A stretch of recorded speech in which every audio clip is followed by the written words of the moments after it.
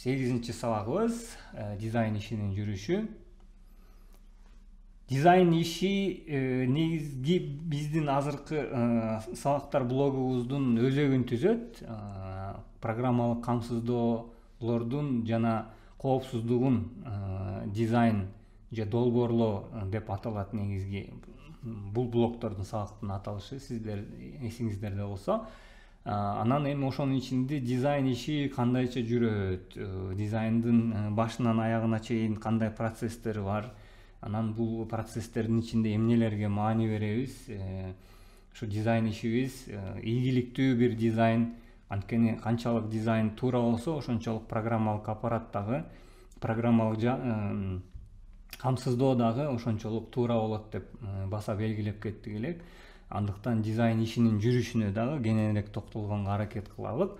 Дизайн ишинин негизи бир продуктту ортого чыгарууда же болбосо бир коммерциялык бир ишти же болбосо социалдык бир ишти деле болушу мүмкүн. Ортого чыгарууда бир бөлүк экенине баса белгилегенбиз. Анткени баардык нерсе бир идея менен ортого чыгат. Бир маселени, бир көйгөйдү же болбосо бир жаңылыкты ортого киргизгенге аракет кылып жасайсыздар. Ошол жаңылыкты киргизүүдө, көйгөйдү чечүүдө бир ортого продукт чыгаралык деген бир максат койдуңуздар. Бирок ошол продуктту ортого чыгарардан алдын сөзсүз түрдө бир анализ жүргүзүлөт. Бул продуктту биз чыгарсак канчалык эффективдүү болот, канчалык аудиторияга жете алабыз, канча киши колдонот, кантип колдонушат, кандай эффект болушу мүмкүн деген эми көптөгөн суроолорго албетте жооп издеп, ошонун негизинде анан акыры бир чечим пайда болот. Ооба, эми бул анализдин негизинде туура эле ушундай продукт чыгарсак, чынында эле бул рынокто демек өзүнүн ордун тапканга баардык мүмкүнчүлүгү бар. Келгиле эми ушул продуктту ортого чыгарабыз дегенде, анан биринчи кадам ушул дизайн иши ортого кирет. Ошол концепцияны ортого чыгаруу. Концепцияга ортого чыгаргандан кийин анан продукттунун дизайнын иштеп баштайбыз. Продукттун дизайны канчалык туура болсо, ошол продуктту ичинде сапатын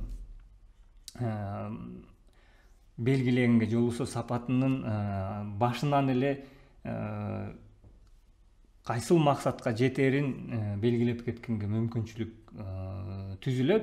Эң аягында албетте бул продуктту анан ортого чыгарып, коммерциализациясы же болбосо коммерциясы, сатылуусу же болбосо каражатка айландыруу иштери жүргүзүлөт. Бирок негизги иш бул жакта продукт туура болуш үчүн ал продукттун концепциясы туура болуш керек. Концепциясы деген ошо дизайны туура болуш керек. Дизайндан алдын анализдер туура болуш керек. Анализден дагы алдын идея негизи өзүнөн туура болуш керек. Андыктан ушул баардык бөлүкчөлөр бири-бирине байланыштуу. Анан программалык камсыздоонун дизайнында негизинен 6 негизги максатты бөлүп чыгардык элек.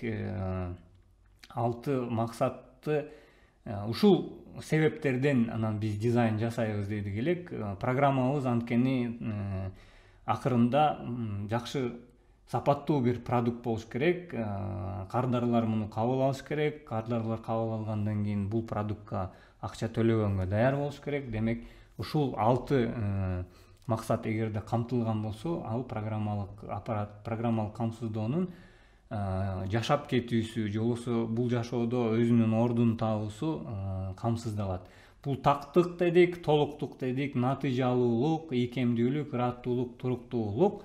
Буларды дагы ачып бергенге аракет кылдык элек. Тактык бул программанын дизайны талапка ылайык так болуш керек. Башкача айтканда, продукт башына биз койгон идея башка, бирок ортого чыгарган продуктубуз башка болуп калышы мүмкүн. Аны сөзсүз түрдө дизайн анан биз каалаган нерсени ортого чыгарууда эки тарапты бири-бирине байлаган бир чын жырча десек дагы болот. Толуктук дагы маанилүү экен. Дизайнда керек болгон баардык компоненттер болуш керек. Автоунаа мисалын бердик элек. Автоунаа болушу үчүн дөңгөлөктөрү болуш керек, мотору болуш керек. Ошол дөңгөлөктөрдү ары бери бура турчу руль болуш керек. Отура турчу сиденьялар болуш керек, отургучтары.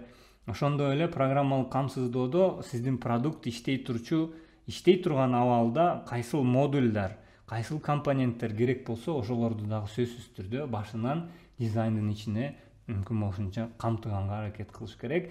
Натыйжалуулук дагы маанилүү дедик элек. Ресурстар программа тарабынан натыйжалуу пайдаланышы керек. Бул дагы абдан маанилүү бир тема. Анткени программалык камсыздооңуз абдан сонун болушу мүмкүн, бирок ушунчалык ресурс жейт.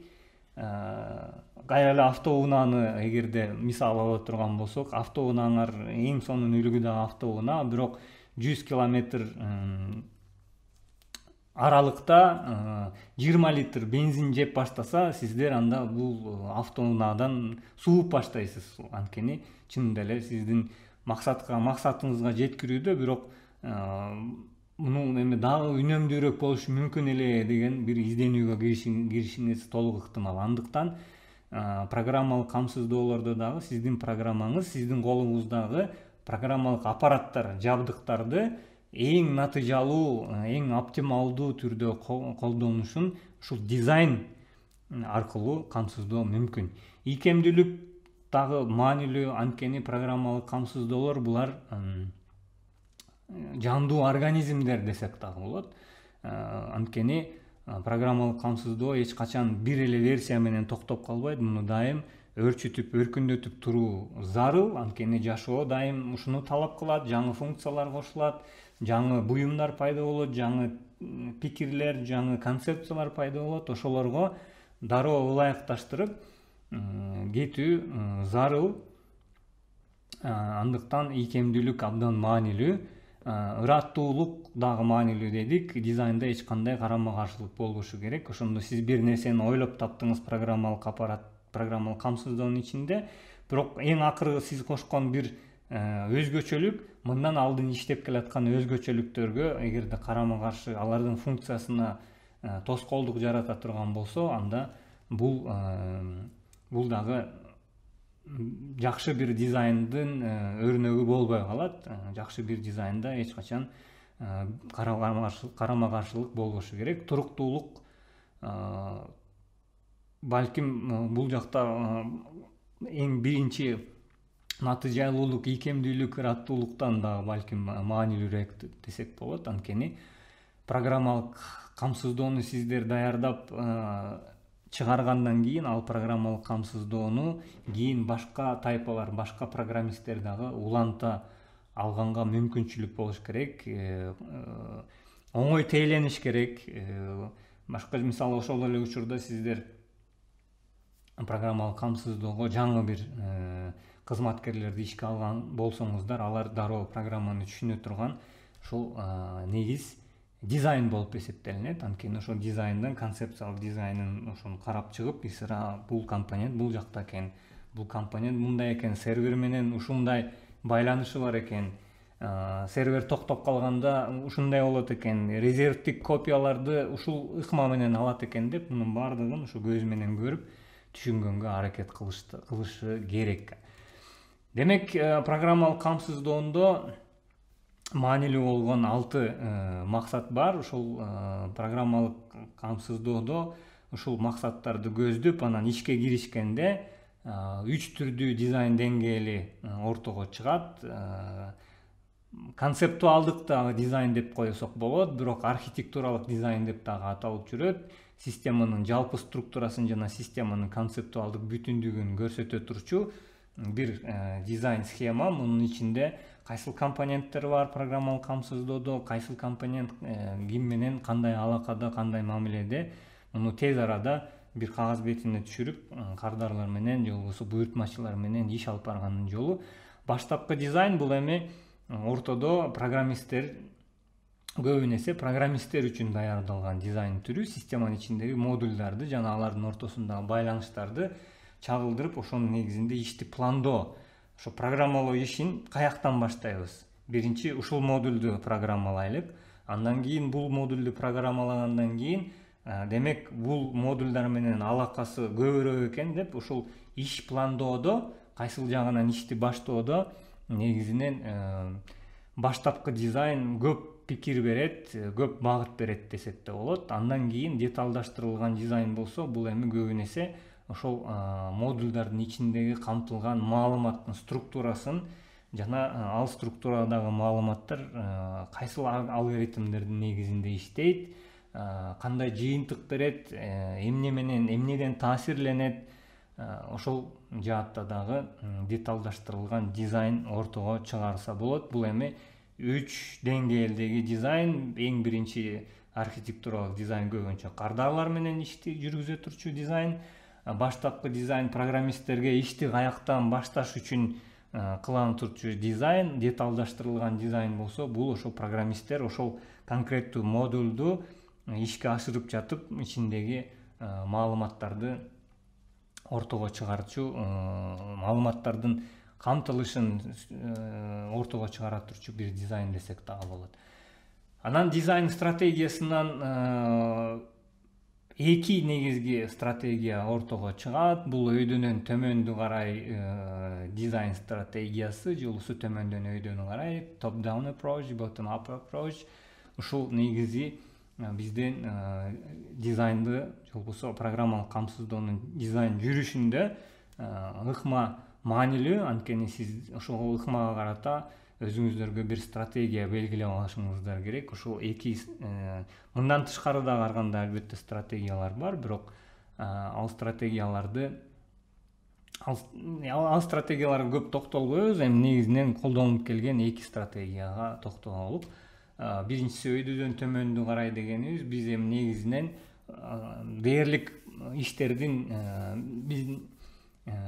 мен жеке опытымда дээрлик иштердин бир 80-90% көбүнчө өйдөдөн төмөндү карай стратегия колдонот. Бул кандайча башта бир концепция ортого чыгарган соң ушул ишти аткарам, анан ошол иштин астындагы турган компоненттерди ортого чыгаруу.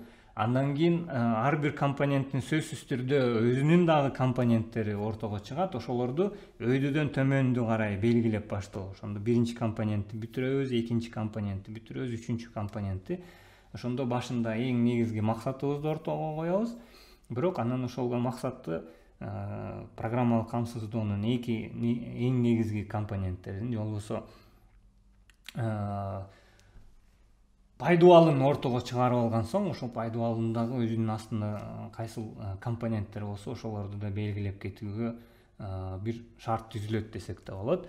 Анан төмөндөн өйдөнү карай колдонулган ыкма болсо, бул көбүн эсе тескерисинче эң майда компоненттер ортого чыкканда, анан ошолордун ичинен кандай бир продукт ортого чыгарсак болот деген бир стратегия. Мунун дагы албетте өзүнө таандык кандайдыр бир артыкчылыктары бар.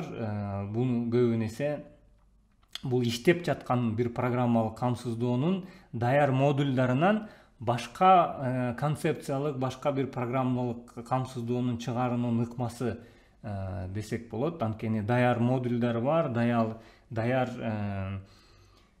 компоненттер бар. Ушул компоненттердин ортосунан кандай жаңы бир бизнес процесс ортого чыгарсак болот деген изденүүлөрдүн негизинен ошондой төмөндөн өйдөнү карай ыкма менен бир программалык камсыздоо ортого чыгарууга мүмкүн.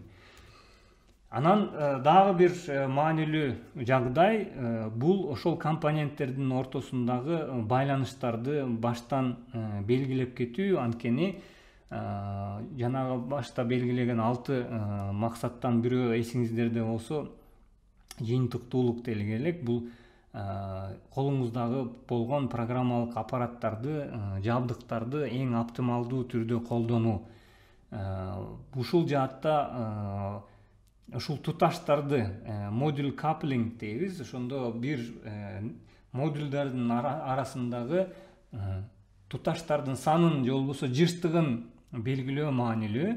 Анткени ушул туташтардын жыштыгы көбүн эсе маалымат эсептөөнүн, жолбосо сиздин аппараттык ресурстарыңызды эң көп колдоно турчу жагдайлар. Ушул маалымат алыш бериш жыштыктары, бул маалымат жыштыктарын, жолбосо баштан белгилеп, муну мүмкүн болушунча азайтканга, керексиз маалымат алыш бериштерин азайтканга, оптималдаштырганга дайым дизайн аркылуу аракет кылыш керек. Бул эми жакшы бир дизайндын чынында эле өрнөгү, анткени код жазып атканда керексиз маалымат иштетүүнү, же болбосо керексиз эсептөө иштерин алдын алуу көбүн эсе ушул байланыштарды баштан туура белгилөө аркылуу өтөт. Байланыштардын негизи 3 түрү ортого чыгат. Туташсыз байланыш, байланышсыз, туташсыз. Ошондо модулдар толугу менен бири-биринен эгемен, бири-бирине эч кандай көз каранды эмес. Андан кийин жартылай туташтар ортого чыгат. Бул көбүн эсе маалымат алыш бериши бар, бирок анчалык жыш эмес. Андан соң жыш туташ дейбиз. Бул эми акыркы мезгилдерде албетте колдонулган программалык камсыздоолор көбүнчө ушундай жыш туташтардын негизинде ишке ашырылат, бирок мүмкүн болушунча бул жакта ушул туташтардын санын азайтканга аракет кылышыбыз керек. Бул эми дизайн жүрүшүндө сиздер мындай көңүл бөлө турчу өзүнчө бир маселе десек болот. Анан негизи дизайн процессинин бир айлампасы десек болот, жүрүшү.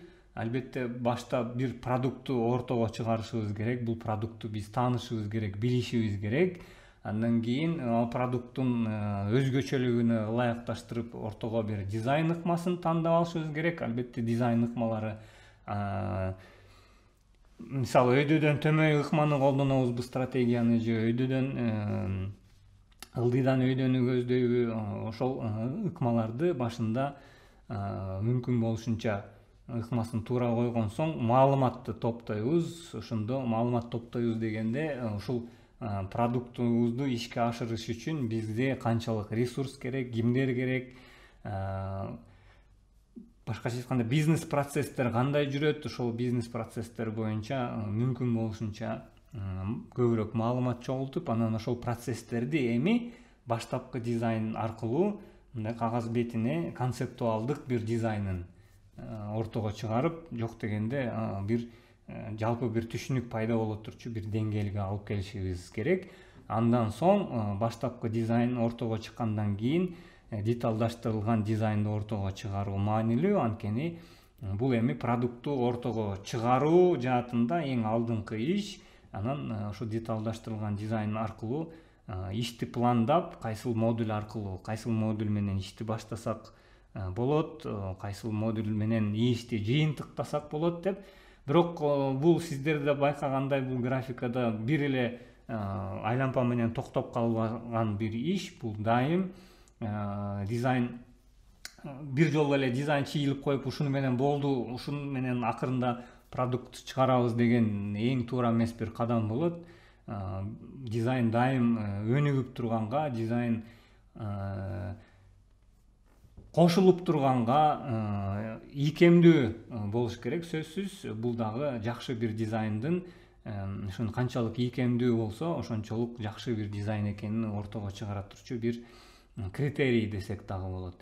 Анда ушул ыкмаларды, ушул айлампанын дагы негизги түшүнүктөрүн бергенден кийин дизайндын жүрүшүнө арналган сабагыбызды дагы аягына чыгаралык. Анда кийинки сабактарда көрүшкөнчө аман эсен туруңуздар.